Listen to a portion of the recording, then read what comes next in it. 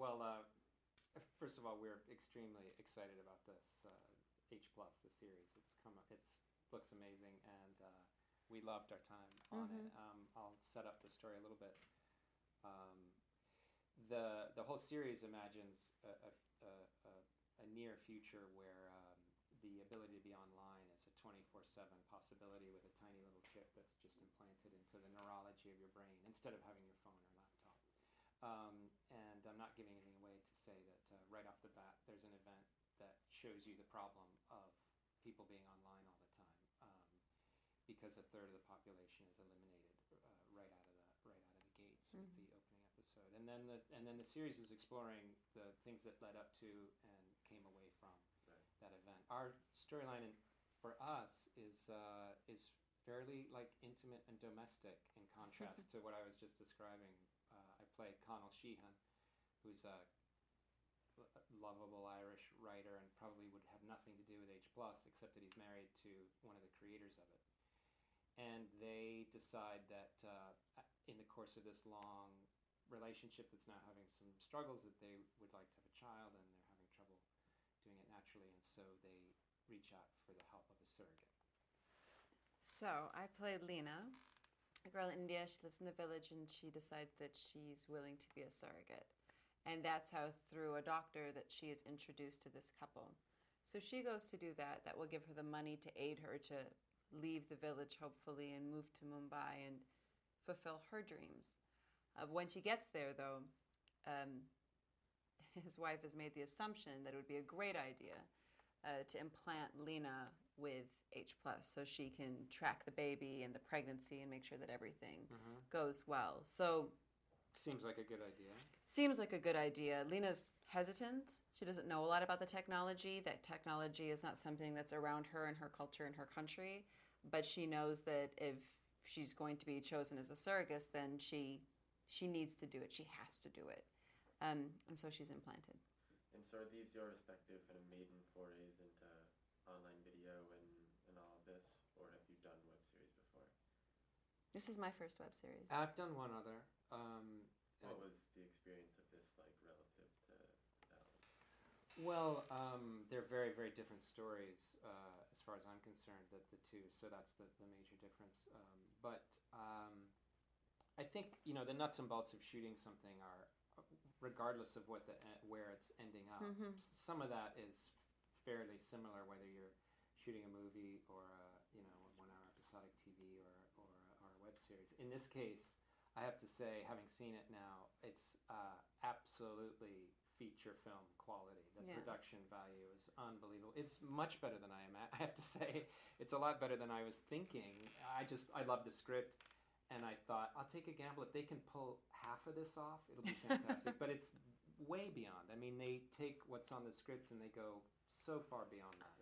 It looks incredible. The scale of the story and the scale of the action and all the different locations that they try to tackle. When you read it on the page, it's shocking to think, how do you pull it off? And we shot the entire series in Chile. Yeah.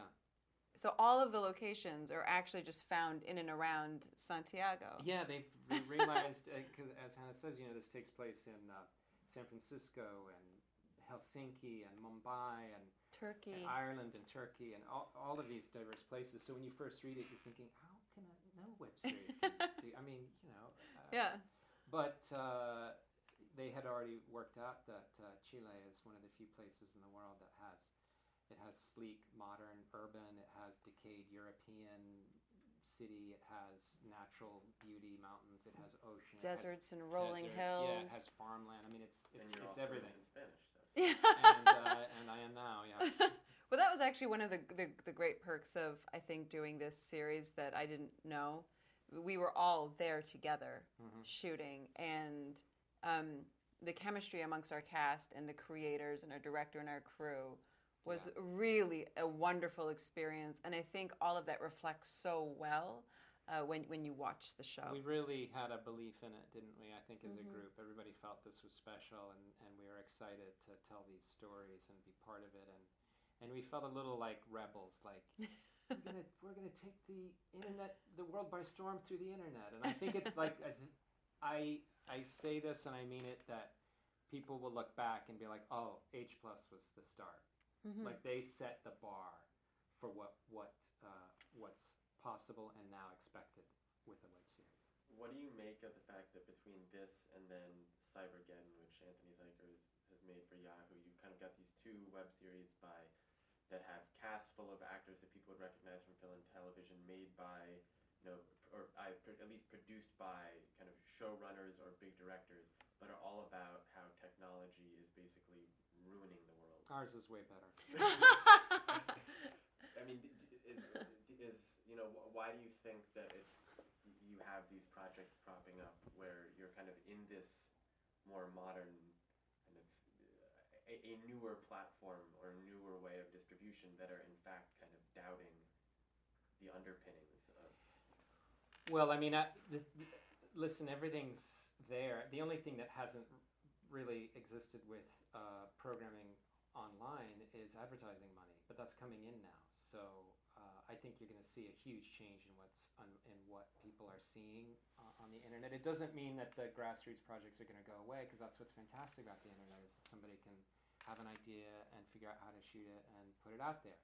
But there's also I think going to be a much bigger move to elevate the production values, because I think a lot more money is going to find its way in. I mean, it's no secret advertising dollars drive the industry. So, and I think you're going to see a big change in that. So if you're trying to figure out why shows on the internet are being. I think it's kind of interesting that you've got these two really big productions that are basically about how technology and the internet are endangering society. In some, if I'm probably oversimplifying. I just think, But for me, I feel like our show, our series at least, what it does is it raises questions. And I feel like technology is accelerating so fast that sometimes we as a society aren't taking the time to stop and think about it carefully. And so what I love about our show is that it raises questions, from the big questions of what if a virus happens, if we're all implanted with these devices, to the smaller questions of, does this change the nature of what infidelity is? And I think that's what is so interesting about these shows. That's a good point. I mean, when you first were told, here's this little tiny little box, and on it you can just carry it with you, and you can make phone calls whenever you want and receive calls. Oh, that sounds fantastic. Oh, and if you need to, you can type a little something and send that out too. Oh, great. And then when you get it, you don't think that, oh, when everybody has this, all of the kids will sit around dinner tables, and instead of eating, they'll be doing their phone and watching content in it. Right. And so you don't necessarily think of the things that are changed as a result of these seemingly helpful devices. But I think ours, I can't speak to the other program because I haven't seen it, but I think ours does address some of the very familiar and practical problems that could arise as a result of this technology. And it also explores an enormous problem, which is right off the bat in the first episode. I think what's also interesting is that when I grew up and I watched movies that were set in the future, it was this weird, like, sleek world where everything was like white and people wore crazy outfits, and it was just pure fantasy. And then technology was bad, or the advancement of society, how it gone, has been bad. And what's interesting to me now is with these shows that are happening is that it really is set a few years in the future. The world looks exactly the same. The conversations that people are having are the same. And it just shows that next step. And it just is making us ask the questions. And to me, that's what seems why it's important, actually. Did you watch it in bits or as a whole? I'm curious. Did we watch it? When you watched the series, did you watch it as one continuous? You can. That's one of the amazing things about the delivery of this series, is that you can watch it. It'll be rolled out every Wednesday, and you can watch it in the order that it was conceived as a project, and the order that it was scripted, which is not chronological. There's this big event, and then you jump before and you jump after and all around. But you, as a viewer, can decide, oh, well, I've seen that, but now I want to see it from the beginning to the end in a time sequence, and you can watch it that way. Or you could pick characters. I would highly recommend the Surrogate and that handsome Irish writer story. I think that's a great one.